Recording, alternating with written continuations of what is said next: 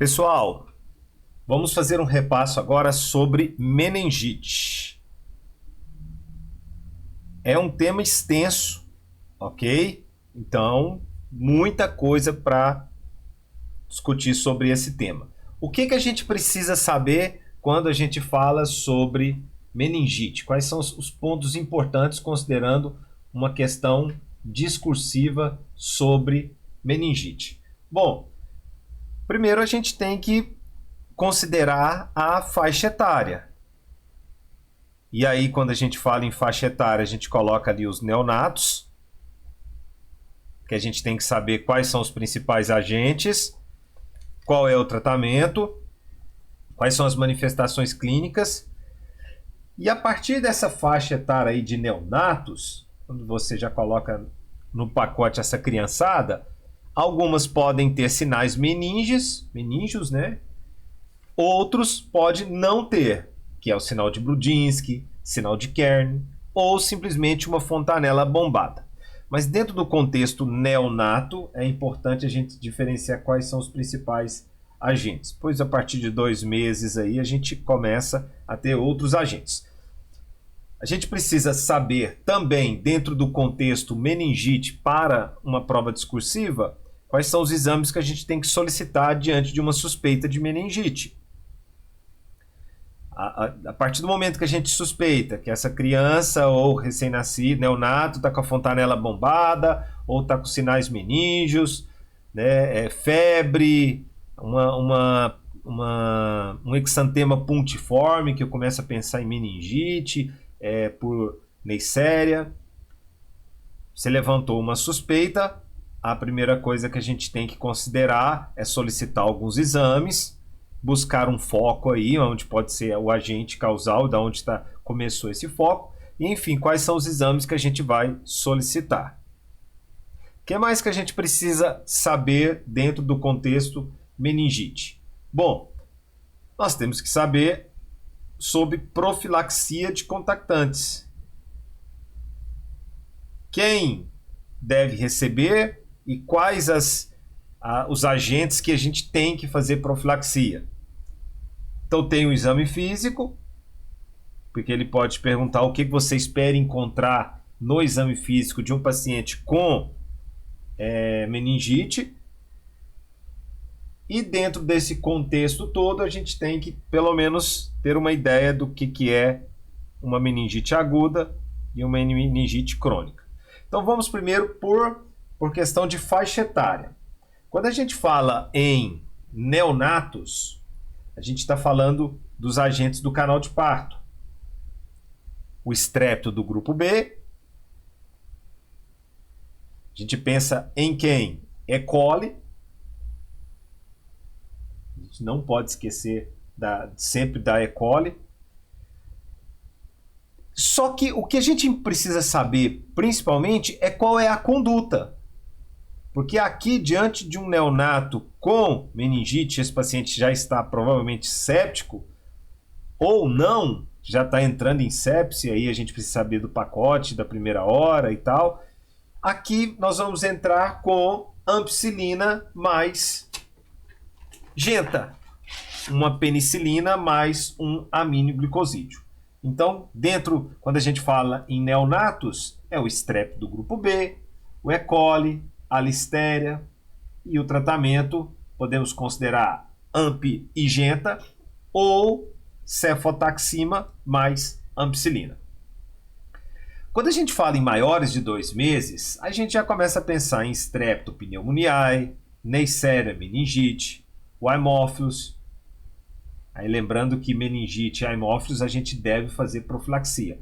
E nesse caso aí, pessoal, ceftriaxona. Ok? Ceftriaxona. Quando a gente pensa dentro desse contexto todo, a gente faz os exames iniciais e aí vem para nós os achados do líquido cefalorraquídeo, tá bacana. Só que nós temos que ter uma ideia de que se nós estamos nos preparando para a discursiva, você tem que ficar atento ao achado do líquido cefalorraquídeo, porque pode perguntar muito bem o que você espera nesse líquido cefalorraquídeo.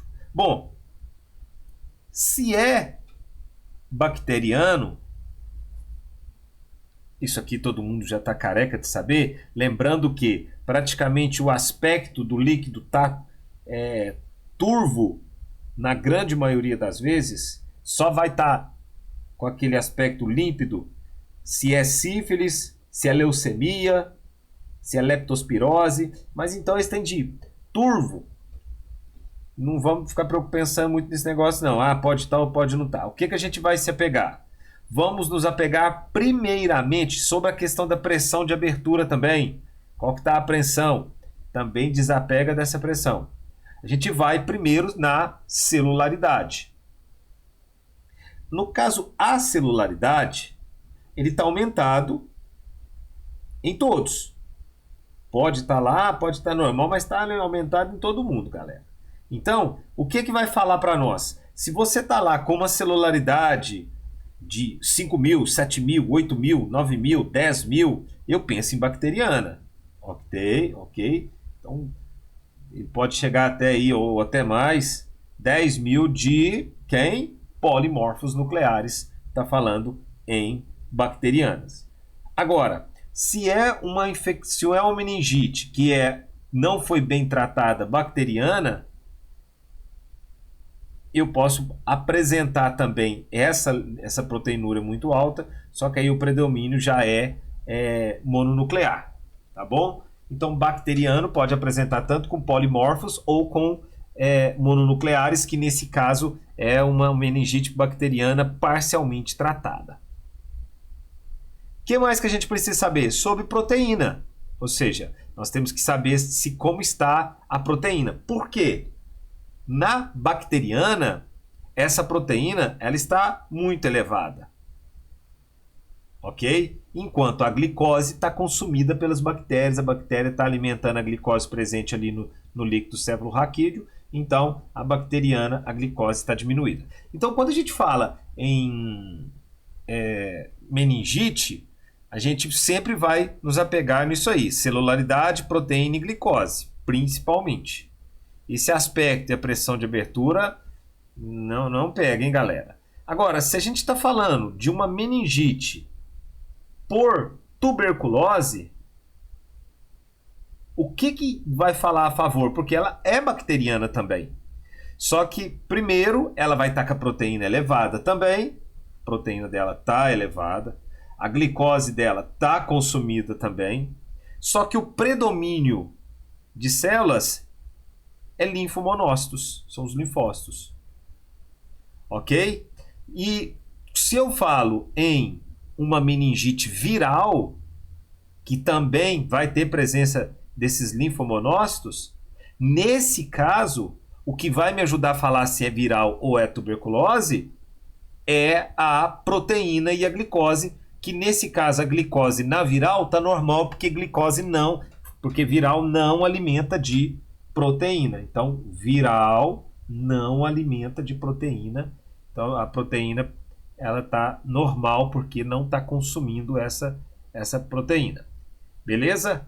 E quando a gente pensa em meningite por leucemia, aí vai ter presença de blastócitos. Ok, pessoal? Então vamos dar sequência. Quando a gente fala em meningites e se perguntar quais são os exames, o exame que a gente vai ter que solicitar é a punção do líquido cefalorraquídeo, solicitando aí o aspecto, a celularidade, proteína e glicose. Beleza? Então, bacana. O que mais que a gente precisa solicitar? Bom, a gente tem que buscar onde pode estar esse foco.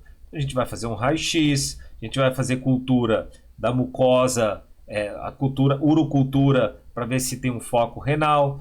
Pode ser um lavado broncoalveolar ou tentar fazer uma coleta dessa secreção pulmonar, caso tenha.